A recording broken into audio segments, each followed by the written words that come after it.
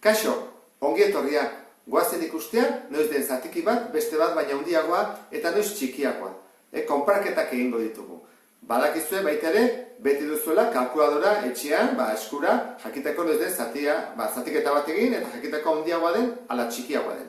Kaso hontan, guk aztertuko dugun hontan, 3 ditugu. Izendatzaile berdinak direnean, zenbakitzaile berdinak, ala izendatzaile eta zenbakitzaileak desberdinak ditugunean. Ze 3 kasotan erabili daiteke modu desberdin bat. Orduan, izendatzaile berdinak direnean. Noiz da handiagoa, noiz da txikiagoa. Kaso honetan, denak dira 12-renak. 12. Horrek esan nahi dut, zati denak berdinak direla. Orduan, zenbat eta gehiago hartu, gehiago da, zenbaki handiagoa da. Orduan, denetan, hartu da gutxien, hemen ez da, 3 12. Hori izango ezake txikiena. 3 12. Zein da zenbaki handiago bat, 5 12, gehiago hartu ditu dalako, ez da? 5 12. Eta denetan handiena, 7 12. Hori da, izendatzaileak berdinak direnean. Zergatik? Zatiak berdinak direlako. Hemen, zenbakitzaileak berdinak direnean, zatiak ez dira berdinak. Ikusten, 4 dira, 6 dira, herenak dira. Orduan, goazen ikustea, noiz zein den handiena eta zein txikiena. Hortarako, marrazki bat ingo dut, zuek hobeto ikusteko. 2 4. Orduan, jartzen 4 eta 2 hartzen ditut. Hori zan hartzetik 2 4. 2 6. Orduan, 6-ak egite ditut, horrela ingo ditut, gutxo eta 2 hartzen ditut.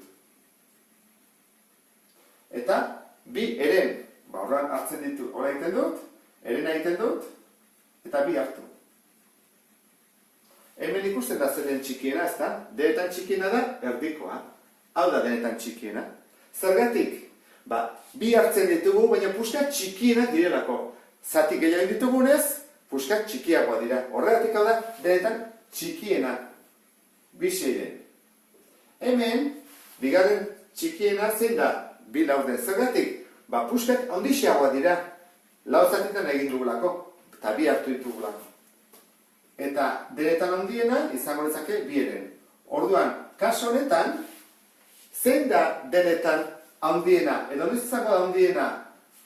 Handiena izango da, duenean izendatzailerik txikiena. Hau da, zatirik handiena egiten delako. Zati gutxiten badira, handiagoa da. Hau da, bigarrena. 3. kasuan, dena desberdina. Hau da, izendatzaileak eta zenbakitzaileak desberdinak. Zein ingo dugu? Ingo dugu buruz biderketa. Hori ikasi dugu. Horreiten dugu biderketa. 8 bider 5. 40. Azkarren hau da, Eta 12 bider 3, 36. Zein da bietan handiena? 40. Ezkerraldea handiena da. Orduan, 5 12 handiagoa da 3 8 baina. Hau da denetan azkarrena. Modurik erresena. Erabili daiteke hau beste hau entzako? Zein egiten badut adibidez, zein handiagoa, hau edo hau? Egiten badut horrela biderketa, atako zein handiagoa eta zein txikiagana. Ordean, 3 kaso hori ikusita, guazen beste 2 kaso praktikoak egitera. Lehenengoa, guazen pentsatzea esan digutela, ordenatu hau denak. Ordenatzeko iten ditugu izenatzaileak berdin du. Moduan jarriko ditugu. Hortarako, erabili behar dugu, multiplo komun txikiena. Orduan, zein da multiplorik txikiena? Honek du 3, 10, 5, honek zer dazpian. Osoak dira, orduan bat jarriko dugu, ez aztutzeko. Honek 2. Orduan, hartzen dugu handiena, 10. 10, 20, 30, 40. Orduan, hasten bagea, 3, 6, 9, 10, 30 elkartzen da. Hau ere, 30 pasatzen da, eta 30 orduan, denentzako izango litzake 30 multiploa. 30, 30, ezkemen ez du lekurik, 30, bale. Orduan, guazen egitea. 2, 30 izateko, zerrekin bidertu dut? 2 indut, bider 10. Orduan, goikoa ere bai, zenbakitzailea bider 10 egin behar dut. 2 bider 10, 20. Berriro galdetuko dugu. 10, zerrekin bidertu dut 30 izateko? Bider 3. Orduan, 7 bider 3, 21. 5, zerrekin bidertu dut? Bider 6. Orduan, goiko ere, bider 6, 24. Bekoa, biderrogeita hamar. Bat, biderrogeita hamar, hogeita hamar. Horan, goiko ere, biderrogeita hamar, hirurogei. Eta azkena, bi, bider hamabost. Horan, goiko ere, bider hamabost, berrogeita bost. Batzuk egiten dute bestera bateak. Ez da ikomreik gustatzen zaizuen. Egiten dute ere ontara. Hogeita hamar, zatiru, bider bi. Horan, hogeita hamar, zatiru hamar, bider bi. Hogeita hamar, zati hamar, bider zazpi. Hora beste, bi moduak daude. Nei gehi gustatzen zen bestea, esan dizuena logikoagoa delako. Horan, guazen ordenatzea, ja badugu. Zen da denetan txikiena? Denetan txikiena da, hau ez da? Hogei, hogeita hamarren ordena da denetan txikiena, bieren. Bigarren txikiena, hau. Beraz, zazpien baren. Urrengoa izango litzake, hau, lau bosten. Ondo daude ordenatuta. Urrengoa, hau da. Uste zute? Hiru biren, edo hiru erdi. Eta azkena, bi oso.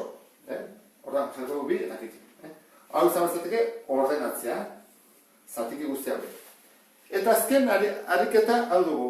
Zatikin arteko beste bat aurkitu. Hemen, hau, hiru seiren eta bost seiren artean zein dago. Hau baina handiagoa eta baina txikiagoa. Argi dago, ezta? Nik uste dut asmatuko ez dutela, ez? Izan bazateke seirena eta lau. Hau, neko horreza da. Zer gertatzen da kasu honetan? Bost azpiren eta 6 azpiren ditugu. Tartean ez dago zenbakirik. Orduan, kasu honetan, egin behar duguna da hauek amplifikatu. Erabakiz zarekin bidertuko dugun. Normalean biderbi egin dezaket. Eta biderbi eta biderbi. Horran, hau biderbi egiten badutzen gelditzen zait. 10, 14. Eta hau biderbi, 12, 14. Badugu erdian baten bat, bai, zein 11, 14. Oso, ondo. Orduan, hemen jarriko dugu 11, 14. Eta hau, erdian dagoen zatiki bat da. Egin batean biderbi egin dezakegu biderramar edo nahi duguna, ez dago arazorik. Kasu honetan, ben desberdina ditugu. Lehenengo gauz egin barko duguna da, berdin du izendatzaileak. Horrain dut hau biderbi. Horran dugu, 5 zortziren, eta hemen dugu, biderbi itema dugu, 6 zortziren. Ikusten dezken bezala, arazotxoa batekin dago, ez dago erdian oraindik. Zer egingo dut? Orain, gogoak sartzen zera lakiko dut biderramar dela. Ados? Biderramar. Horan biderramar da. Jarriko dut horrela, 50, 80. Eta hemen, 60, 80. Kustatzen bezala, dela biderramar dut. Tartean badagoen zatikirik, pila bat. 51, 80, 52, 53, 54. Hartu ezaket baten bat. Hartzen dut adibidez, 53. Horran, hau da erdian dagoena, beraz hemen ere erdian hau dago. 53, 80. Eta horrela bukatuko genuke, zatikien alderaketak. Beste bat arte, agur!